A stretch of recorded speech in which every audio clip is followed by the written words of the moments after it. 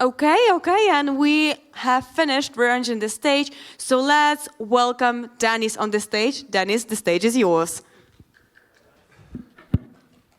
Hi, I'm back again. Still missing my slides. Because, yeah, perfect. Yeah, I changed my title of the presentation to make it more appealing. So it's called The Fantastic Impact of Innovation and How You Can Find It. But I forgot to tell Wolf Summit to change it to get even more people here in the room. But never mind, because a little disclaimer, there will be no further Harry Potter references and so on in my presentation. So thank you very much for being here. My name is Dennis Birkhölzer. Yeah, I've got a very German name. My role is the head of growth at Glassdollar. What we do, I will tell you in a minute. What I do is that I am taking care of scaling a company in a reasonable way, as hopefully we've discussed prior to my keynote here.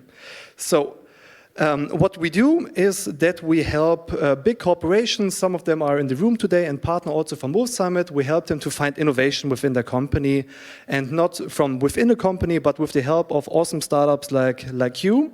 We have done more than 450 scouting projects and created more than 100 POCs working for big corporations, and we generated a value of more than, as you can see here, 80 million euros within the companies. So what's the deal with innovation? So it's a topic that everyone is talking about. All of your startups might be innovative. All the corporates that are here are in the field of innovation. But what does it actually mean? So I am German, as you might have heard from my strong dialect, and I thought to myself, okay, how can I tell you what innovation is? So I decided to not go to look for some fancy innovation by Clayton Christensen or whatsoever, what innovation is really about or where innovation can be found. And as a German, I decided to look for a standard. And I found the ISO 56000 Innovation Management Fundamentals and Vocabulary. And in the ISO, in the standard framework, innovation is defined as a new or changed entity realizing or distributing value. And now every one of you knows what innovation is. You can go outside and build an innovative company, I think. So what does this formulation, what does this standard imply? So it's actually pretty easy. Something is coming in here, then magic is happening, and then there's value at some point. So for me, it shows that there might be like an internal world where magic is happening. There might be some external factors coming into this magic. And on the other end, there might be some outcome of any form, just doing value magic and providing something additionally. But what does it mean in detail? So from my perspective, there are two modes of innovation. So most big corporations see innovation like an incremental process of constant improving of the things that are already there, most likely in their F&E or research and development departments, where there are excellent engineers trying to make the horses faster instead of building a car, actually. So where they make longer lasting candles than inventing a light bulb. And on the other side, when they want to be more innovative and foster innovation within the organization, they create something like an incubator or an entrepreneurship program where they take the smartest of the smartest who don't really want to do the actual work but want to do something cooler and put them into incubators to spend their working time magically working for something else and create therefore some crazy innovation things.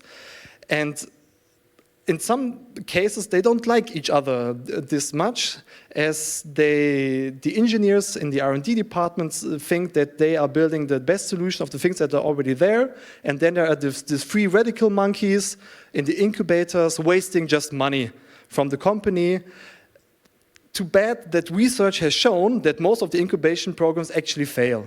So this is now the internal mode of innovation. And then there's like the external world, where we've got CVCs who focus on taking a look if there are startups that might be relevant to their business and make them innovate something from some without. So they just give them money and hope for innovation and pray for this. Of course, there are also acceleration programs who promise to find fitting innovation for them, give them money, startups, and take money from the corporates and hope to find innovation somewhere else. And then there are also partnering units where they really focus on business units and their needs and try to find innovation outside of the market and bring it to them. In most cases, the outcome, as I said, from internal innovation is that they did anything they can, but it somehow, like Nokia, it didn't work out this well at the end. But what's the actual impact of innovation? So the number one impact is, of course, you need to innovate your business or you just will die in the future because the world is ever changing, so you need to adapt to the current circumstances. What innovation also means from a very practical sense is that you might also be able to spend less money for the things that you are doing with the current business. The third thing is that you also make more money with the things that you do. Your research department might develop a very good product which gives you the opportunity to sell at a higher price, for example.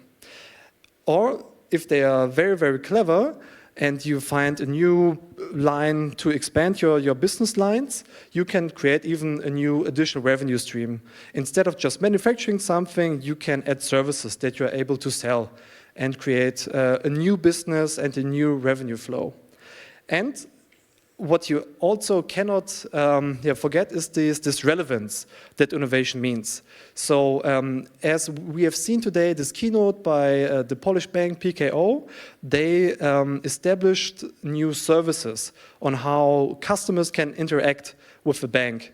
And they digitized a lot of processes that are very tedious to employees.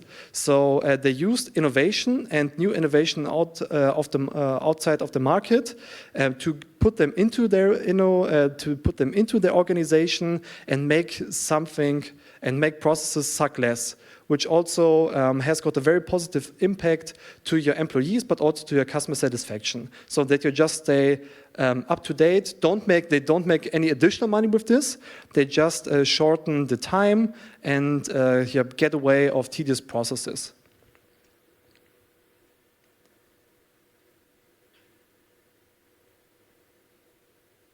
Yeah, now the thing is not working. Perfect. But how can you find innovation within an organization? So where does it hide and where do the ideas come from? We have identified that there are 3 different categorizations or personas that we have in an organization. You might already know them, that there are the early adopters. At IBM, I worked at IBM 12 years ago, and the early adopters there were those who didn't use the IBM ThinkPads, but came with their MacBooks to work and wanted to work on them, so they were rather visible. Normally, early adopters can also be seen that they actually care for things outside of their day-to-day business and see opportunities in how to make their life better. There are also these that might also be more visible on social media platforms or on LinkedIn within a company.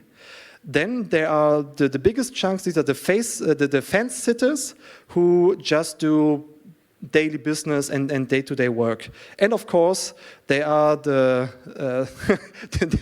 still the boomer generation who just hate new things and want to destroy the planet. And the good thing is, fuck them. So don't care about this hater stuff. Really focus on the people actually creating impact. And just make it count. Try to find them, the early adopters. Take something that will please them and create a lighthouse project. Lighthouse projects are things that are working easily and create a lot of value with not that much work and really create visibility. Also, be like me and create some noise about the things that you do, and also be bold about the things that are actually working good, and try to find people that want to work with you on this. Pressure and build interest, so create some kind of FOMO. You can also go work on, okay, if we don't stop doing this, if we do not implement solution XYZ, you will be out of business with your bullshit business unit that you're having there. So you can also be rather bold, because the good thing for you is there's nothing to lose, only stuff to win. And this might also turn the passive ones into active supporters. And at the end, in total, you've got 80% of the business who, in theory, are willing to work with you as a startup or with you as an innovation manager within a corporate. So, to sum it up, don't focus on the 20% against it, because you will never work with them anyway. Here's a little framework that I don't want to explain into detail. So if you like, take photos of this, so I don't need to make a workshop out of this. The good thing is, if you want to know more about this, there's a super easy opportunity. Please get your cell phones. We are going to make a webinar on how to create business impact.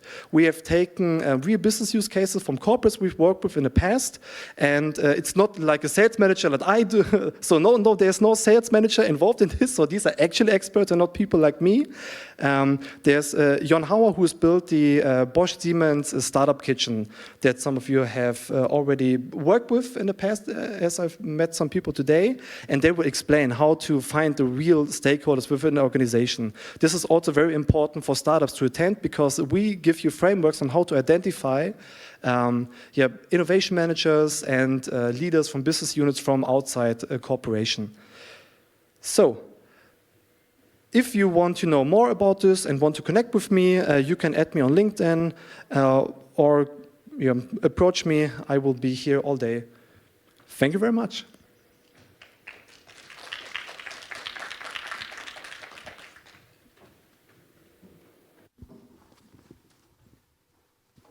Thank you, Dennis. Love the energy, love the memes on the presentation. Honestly, great.